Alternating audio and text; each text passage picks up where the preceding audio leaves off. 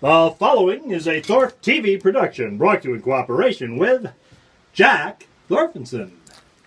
Ladies and gentlemen, it's time once again for the SOCS Show, brought to you live from MrHolster's ranch way up north near the Canadian border. Let's have a big round of applause for that exciting, dynamic YouTube personality, MrHolster!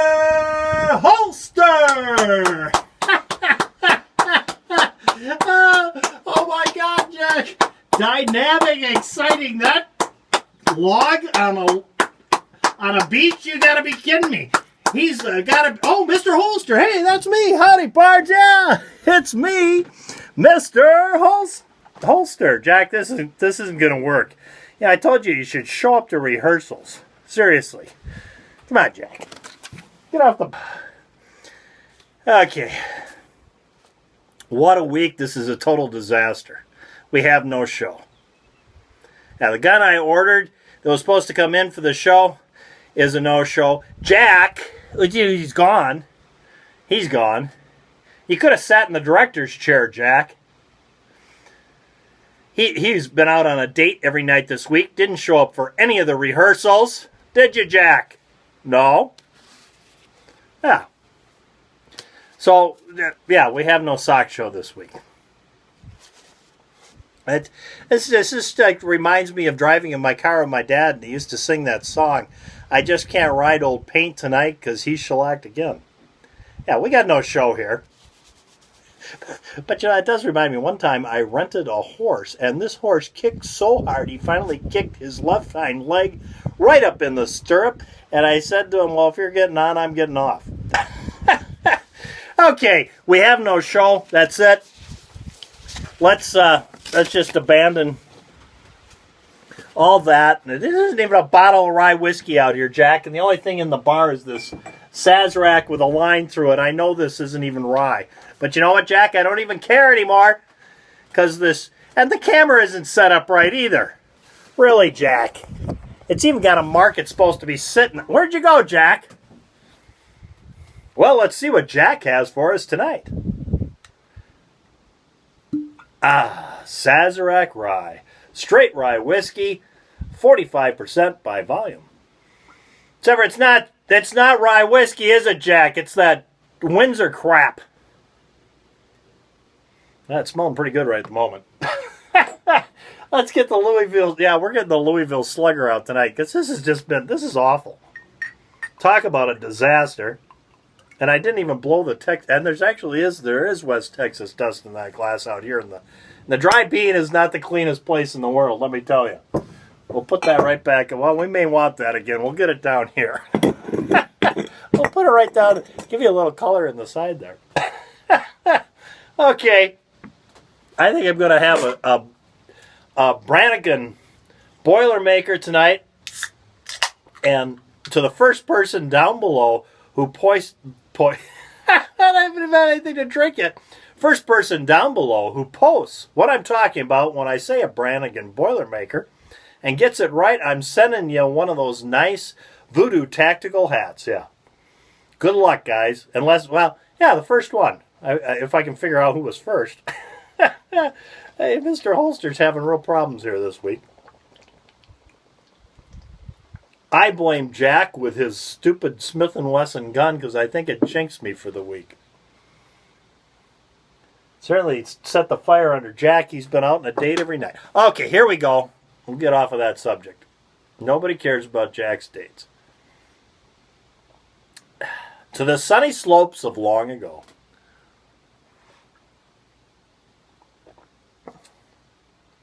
Well, it's not rye whiskey, but it'll do in a pinch.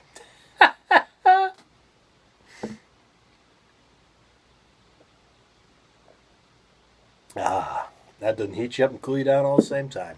Jack, you left the carnauba wax. How Jack ended up getting money to buy a car, I'll never, ever, ever know. And Jack, in his usual style, does he go out and buy something practical? I tried to get him to look at a Jeep. I've been trying to get him to look at a Jeep all week long. I'd still like to know where he got the money, frankly. Trying to get him to look at a used Jeep all week long. he would have nothing to do with it. He said it just didn't fit his style. Really, what's wrong with it? General Patton rode in a Jeep. You know what I'm saying? What is wrong with the Jeep, Jack? Jack! Yeah, he's so gone. He's probably over there waxing the hood again. You can smell the carnauba wax. Jack was in here drinking beer after he waxed his car. The whole place smells like carnauba wax and polishing compound. And honest. I will say, though, it's a nice Eldorado. Yeah. Except for that big, it's got a customized front end, this big chrome, yeah, it's a 76 Eldorado convertible. You know, I remember when that car came out, too, because that was the last of the convertibles. They were getting big bucks for those things. And where he swung that. You know, personally, though, green, not really my color. I know it was big back in the 70s, but that avocado green stuff, 76, I think they were kind of getting out of avocado green back by then, weren't they? I don't know. I thought that was more of the early 70s. But he's really touchy about that. I made one comment about it. He just, yeah. But really, you can't even see him in the car. The car's got a white leather interior. Honest, you see that Eldorado blowing down the road towards you, and it looks like it's the car's possessed driving itself. At any rate, it's such a jump. How do you go from a Spitfire to an Eldorado? What? We're talking about the Ruger Vaquero, and this happens to be, and it says it right on the receiver here, Ruger New Vaquero, you see? But the original one doesn't say Ruger Old Vaquero. It's just Ruger Vaquero, I'll bet. I'll look at that, and it says Ruger Vaquero. I'll get the bottle of booze out of there. I'll try this at home, kids.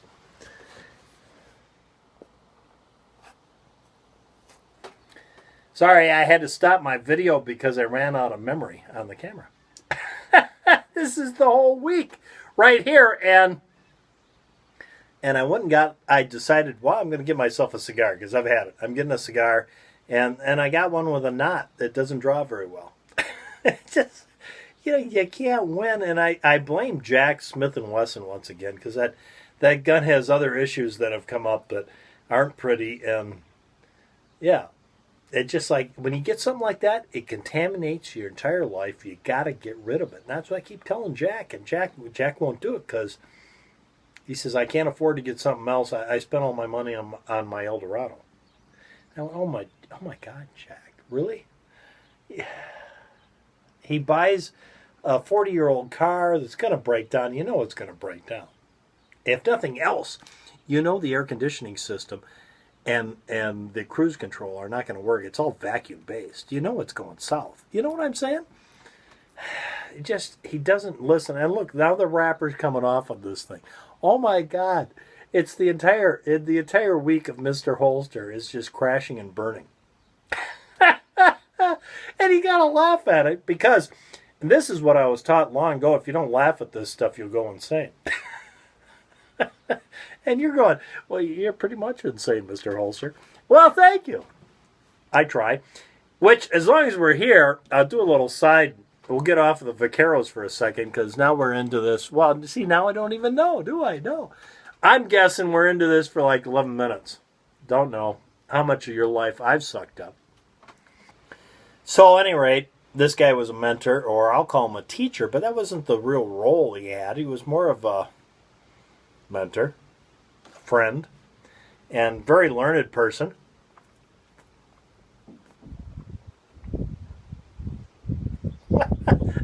Now the other end's falling apart. Okay, this is a total disaster. At any rate, he was a teacher. He was a teacher and a friend. And when I first started carrying a firearm, and he instructed me, and he was correct here. This is a good thing to think about.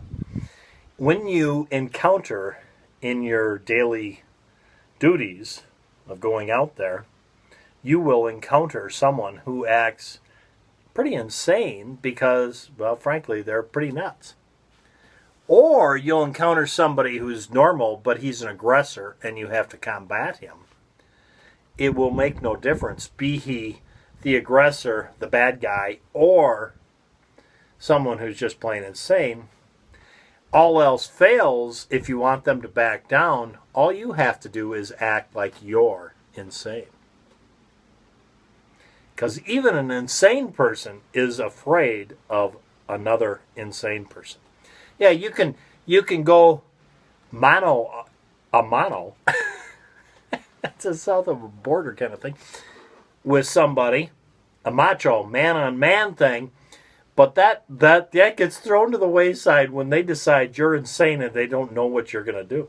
You see what I'm saying? There's a little something to tuck away when the going gets tough. All else fails, and you can't reason them into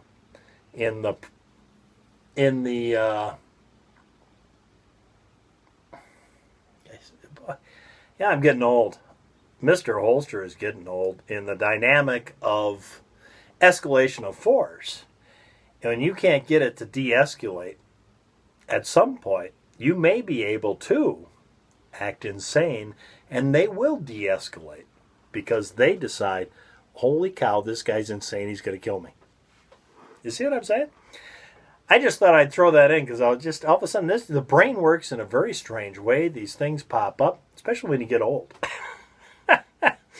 Yeah, someday I'll be sitting in a wheelchair and I'll just spout this stuff out, and then some gal that probably at some point in my life, if I were her same age, I wouldn't be attracted to, but now looks attractive to me, will turn to me and look at me like I'm nuts, but I'm not. If the right person were standing there, you go, ooh, that makes sense. Well, there. Back to what we were talking about. Let's get back to the Vaqueros, because that was the show, and now we're like 15 minutes into the show, and we have not talked about them at all.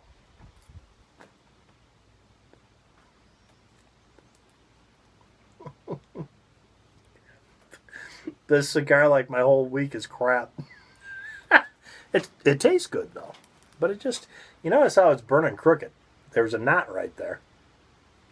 You get those now and then, and you don't get a good draw, and it just turns into it's $10 down the toilet, and then the wrapper's coming off, too. It's just like the whole thing. Like the whole entire week. And when I look back at the week and all my problems, and this is the funny part about the whole thing, that's why MrHolster can laugh. There's some poor guy in a uniform in Afghanistan or wherever. Because, yeah. Iraq, Afghanistan, Syria, wherever he may be, who, you see what I'm saying? He's out there fighting the good fight, making it so MrHolster can have a bad week. So you really can't get upset about stuff like this, because it's like Jack Smith and Wesson. Who gives a crap? Because people say, well, you should send that magazine back. Well, yeah, I can send it back, and I probably will. And no, I won't. I told Jack that whole gun's going back. And who cares? Because in the scheme of things, yeah, these little aggravations that get you in the week, yeah, pull yourself out of it and everything you have, and think of some guy whose wife and kids. He's got a wife and 2 kids, and they're sitting in an apartment somewhere probably, or maybe a house, we don't know. And he's out there, he could be dead in the next minute, and he's doing it because he loves his country, even though half of the country's nuts, and they think the country's awful. You see what I'm saying? And this guy, he not only loves his country and goes and puts his life on the line, but he does it knowing he's doing the right thing and knows that freedom and America are the best there is. So it's awful hard to get upset with this stupid crap that, yeah, who cares? Yeah, we had no show. The whole week was, everything went wrong. It was 90 degrees because MrHolster needs like 60 degree, 70. I got to work up to it. You can't throw me into it. You see what I'm saying? So who cares? and you probably didn't make it to this point because we're like at 20 minutes now. The whole show is just a total disaster, a train wreck. And you know what? We're going to talk about these.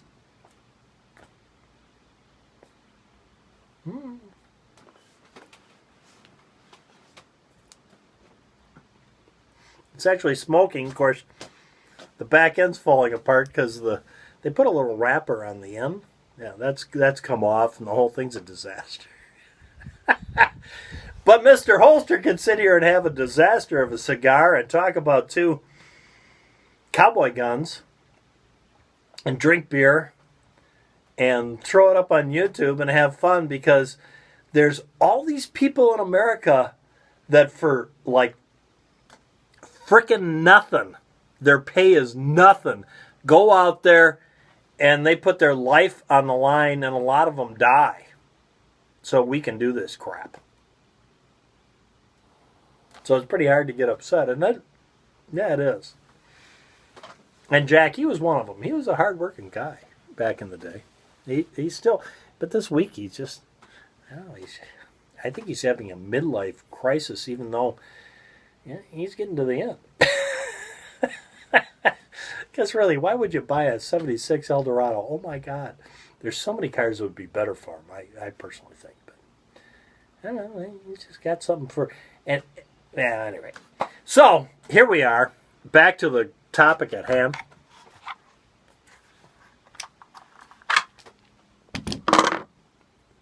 Yeah, we're giving up on that. Because it's just, yeah, you get a dud every now and then, you know. We'll put this fine Kydex holster that I made to the side here. Put it over by the cigar that doesn't work. We'll talk about this. Okay, right here we have a Ruger Vaquero new model. And if you look at that, if you can see it, it says right on there, new model versus the original. And what they did is they downsized the frame, which is, you'd think it was like this and like this. It's more right in this area that they downsized. A little bit of reduction in the width and height, I think, but I'm guessing, because who cares? It's more up front here where the pressure's going on that they've reduced it. And the thing is, you get a new model Vaquero and mostly in like 45 Colt. You don't want to put big 300 grain bullets and high pressure rounds through it, because it'll probably, the frame probably won't be able to handle it. Where you can in the old models, and here's the key, here's the old model again, which was just a Ruger Vaquero. This one happens to be a Gary Reeder version, and Gary Reeder is a gunsmith down in Flagstaff, Arizona, a place I used to reside down that way for a while. Yeah, Mr. Holster's been everywhere. Not really, but I've been some good places. I lived some good places in my life. And he does some very nice customization on these, makes the action very crisp and clean and light. He also takes the butt of the gun and makes it a little more rounded, kind of like a Bisley frame, but not as long. It's the same length, but rounds it a little bit and puts custom grips on it. And of course he throws on a little engraving. And he puts on this, which back in the day when I got these was a big deal, puts this wider serrated hammer on it to make it easier to cock. Now, of course, Ruger's putting those on the Montado, which is what this is, Montado version, and the SAS version, the single action shooting, SASS version, excuse me. No, it's not a SIG. Single action shooting society version. And so it's a little customized. This is a little different, but still, he doesn't alter the basic frame here. And it's a little bit longer, a little beefier up here. And that handles the higher pressures of the higher cartridges. And it's basically the same configuration. The old model is the same configuration of the Blackhawk, current Blackhawk. If you go out and buy yourself a current stainless steel Blackhawk, you can load those babies up. if you do reloading. Yeah. But I wouldn't do it on the new model Vaquero because reduced size of the frame. It's a little bit smaller and it can't handle the pressures.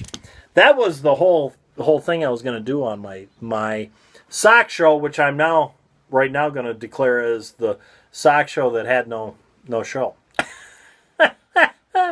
And it took me like 20 minutes to do that to you because we were like at 8 when the whole thing fell apart and my camera went dead. So there you go, guys. Before I leave you, and you're going, thank God he's done. Yeah, I kind of feel that way too. Before I leave you, I'm having a contest right now. It's called the American Gunfighter 5000 sub. It's because it was so hot today. Look at this. I'm actually sunburned. Yeah. No, give me 65-degree weather, 70-degree, 75. Ease it on up. And by the way, we had a whole week of 90-plus weather. I've lived here for 10 years. We have had like 5 90-degree days in the last 10 years. Are you serious? There, I'm done with that. But I'm having a contest. It's called the American Gunfighter 5000 sub giveaway where you can win a $350 gift certificate to Brownells. And all you got to do today to get your name in that box that might get drawn, you might be the lucky winner. All you got to do today is, number 1, be a subscriber. Number 2, like this video, which I know is really, really, you got to want that 350 a lot to like this video. And number 3 in the comments section down below, just type in what you're thinking. I want to really know what you're thinking. You know, don't be polite. You don't have to. And you're in the contest. Type in what you're thinking and tag it with 350 and you're in the contest. Yeah, there you go. Holy cow. This is like the hardest. This is like pulling teeth. And yeah, it is. Yeah. Thank you for watching. If you made it to this point, which is, I'm guessing now that it's been 23 minutes and 37 seconds of your life you'll never get back again. But I could be wrong. I'm just guessing. But if you made it to this point, thank you. That shows you're a true supporter of MrHolster and his train wreck. But if you like this show and you made it to the end, you probably don't have to worry about my little spiel about just acting crazy to make somebody back down, because you might be crazy. Yeah, you might not have to act. But if you like my channel, please subscribe. Till next time, from MrHolster and Jack, who apparently has something better to do. Yes, Jack. Yeah, work on those wheels, Jack. Make them real shiny, because 10 seconds, as soon as, you don't even have to get to the gate. Just, they'll be dirty by the time you get to the gate. Wow. I never thought he'd be that fixated about that kind of car. He always, he's always picked something that was a little... At any rate, till next time, go out and stay safe. I don't even know how many minutes of your life you'll never, ever, ever get back again. Yeah.